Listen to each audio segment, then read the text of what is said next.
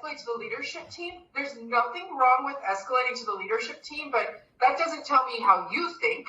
And that's what the point of our interview is to tell us how you think about it. So in general, I would think about, number one, think long term and think what is best in alignment with your goal. Try to be user focused in your trade-offs, but practical. Like, for example, if I suddenly said, well, users hate ads, so let's turn ads off. Well, okay, yeah, but I better have a really good answer for how we're going to get payroll going. Like you got to make some money to do things, right? But so be practical about this and just share how you're thinking and what you're thinking with your interviewer, and they'll probe and get you there as well. So. Thanks. Going along with questions that we are used to being asked here, we usually get a question about trade-offs. We also always get questions about KPI and metrics answers. So any suggestions on how to address metrics in this interview and how we might structure metric and KPI answer? Yeah, I think I don't know if there's like general guidance. I think what Katie was talking about, and starting from the abstract, right? Start from prose and like just talk through like what are you actually trying to accomplish, right? Like what are you trying to do? And then talk, like there's no perfect metric. That's one thing to keep in mind, right? There's no perfect measurable that directly aligns with the success state that, you're trying to define.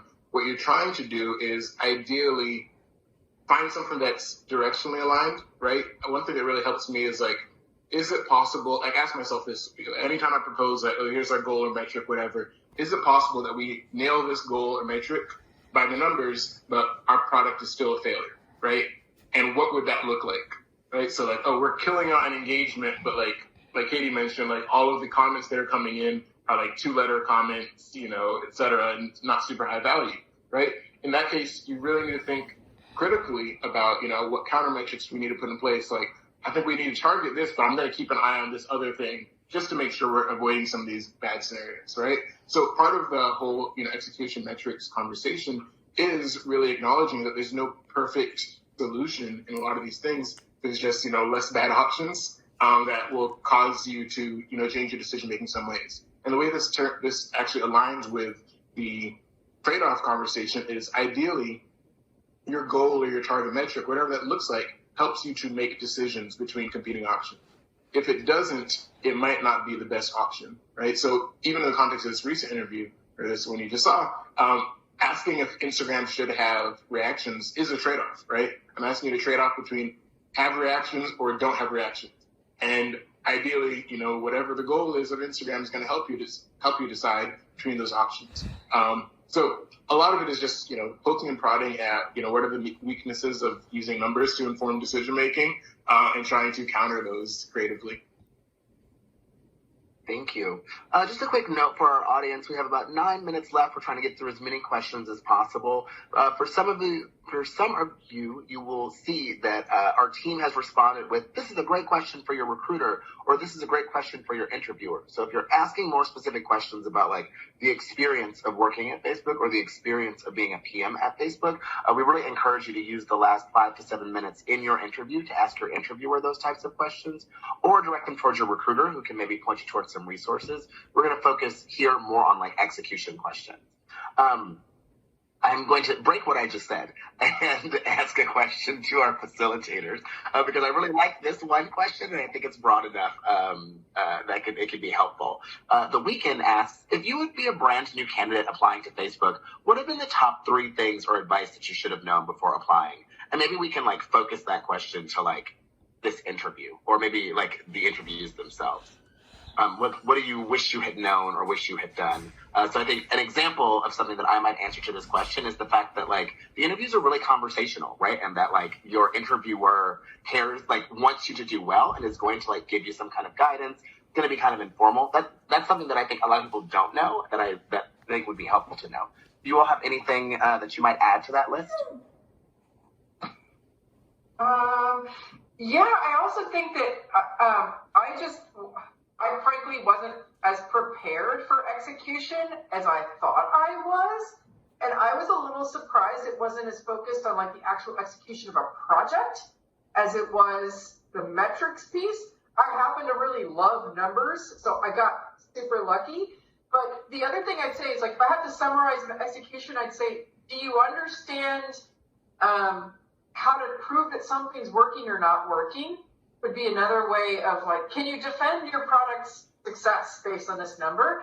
And if I kind of get in that headspace, I do a lot better. So I kind of wish that I've been a little clearer in my own head about the role of metrics and success, because it was a super conversational interview, but I was like, wow, this isn't nearly as much about how I manage my roadmap as I thought it would be. You know, so I think the name of this interview, frankly, like, I don't think it's not really execution for me. It's like measuring success, but you know, this is one of those fine points that we can all agree to disagree on what we call it, but it's about metrics. Yeah, I definitely, like, I've been at Facebook for 5 years now, and I think one thing that if I were re-interviewing today is very, very different is the amount of resources available to you. Meaning, like, when I interviewed, I knew one person who worked at Facebook, and I, like, took them to dinner and, like, picked their brain, and, like, it wasn't even a PM. It was just like, please give me all the things. I read all the Glassdoor interviews and, like, read all the, hacking the PM interview, which is not super relevant to our process at all. But the number, like, the just amount of resources out there was paled in comparison to what's out there now. Like, I hear there's Slack groups and all types of, like, paid interview trainings and all types of stuff. Like, there are a lot of resources at your disposal. Half of our interview questions are in the ether somewhere. If you sit down and, like, set a lot of time to yourself to prepare, it dramatically increases, your odds of success just by that, familiarity with the type of questions we're going to be asking and the type of, rigor of thought you need to apply to it. So, yeah, what we're saying, carve out time to prep it goes so far. Yeah. It also gives you a lot more confidence, which matters a lot. Like, you're going to feel more prepared, and it'll just be a better experience for you if you feel more confident. Uh-oh. I can't hear you. I think you're muted. I can see your lips moving, Andrew. Yeah, you're muted. You're muted. Nope. No. I see the mute icon on your picture. So yep. There you go. Oh, I kept clicking it. It said it was on for me. Can you hear me now? Yep. Wonderful. The question of 2020, huh? Thank you. So we have 4 minutes now, and I really want to get through, like, 3 questions. So I'm going to, like, put them all out there, and, like, if you can grab one of them maybe and, like, try to answer as distinctly as possible. A popular question in here is, like, how is a counter metric? So I'm going to give you a couple. How is a counter metric defined? Is one. 2, could one of you speak to, like, quick tips and tricks to think about, like, product sense and learning or leadership and drive? And then the third one is frameworks. We always get asked about frameworks. Can we give any tips and tricks on ways to think about frameworks? Yeah, so counter super quick on that is just, like, think of not even necessarily the opposite, but something also good that you don't want to let fall, right? So if I ask you a question about, what do we focus on for Portal? You might say, like, engagement. We want everybody making 10 Portal calls a day. But you also want to make sure we're selling devices, right? If you're making 10 calls a day and you're selling 10 devices, who cares? So counter metric in this case would be like device sales is something we also want to keep an eye on while we drive towards engagement. Thanks. That's one. Okay, and the other one was framework. I think the interview prep materials actually give some pretty good outlines of different ways of thinking about problems, and just practice. The only caveat to that is don't be so married to a framework that you can't recognize it's not working for you. Like, if you're going through the process and you're like, this is just not giving me a good answer that I like, stop yourself, take a breath, go, this is not working. Hold on, let me back up here. That is way better than going down the wrong path. So get comfortable with what works for you and recognize when it's failing and pull back if you need to. Thanks. And you're buzzing through these. The last one, tips and tricks on, not everyone's going to have the opportunity to go to our product sense session. If you're interested, please ask your recruiter. We'll be having one in a few weeks. And we don't have a leadership and drive session. So any kind of tips and tricks you could give on either of them.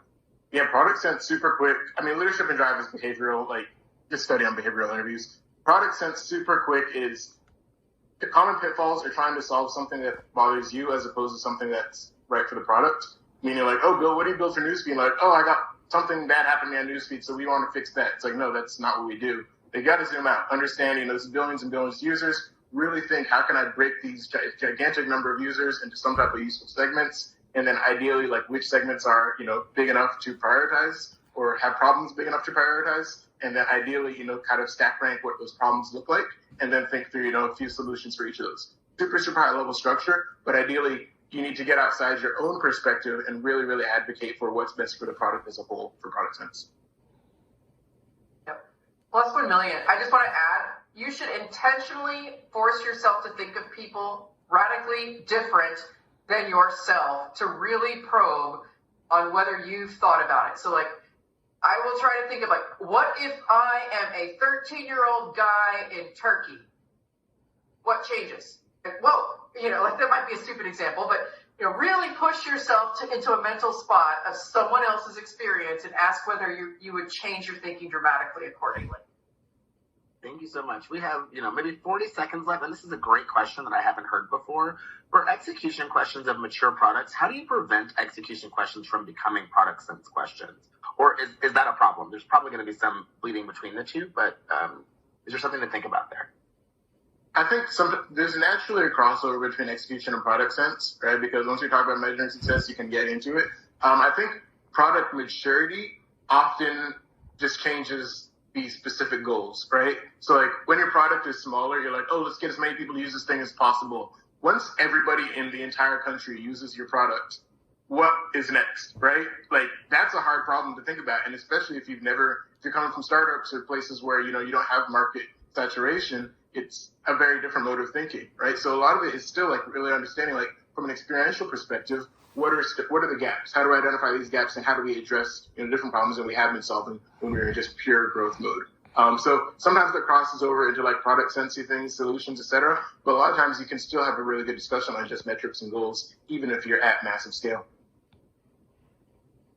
Wonderful. Well, thank you all so much. We were able to get through about 63 questions between answering live and in our chat, which is might be a record for this program. So thank you all for your patience, for your questions, for your attention today. We wish you the best of luck as you continue on your interview journey. As we said before, you should already have a survey in your inbox through which you can give feedback to this program. Please take it if you can. And if you have any further questions or want to hear about future sessions, your main point of contact is your recruiter, and you can ask them. I'm going to close out the broadcast, and our facilitators are going to leave. Thank you so much. But I will leave it open for a few more minutes if you want to just scan through the questions in the chat and see some of the responses. Again, we're not able to send those to you afterwards, so you'll want to look right now. Thank you again. Good luck on your interview journey, and have a wonderful weekend. Bye.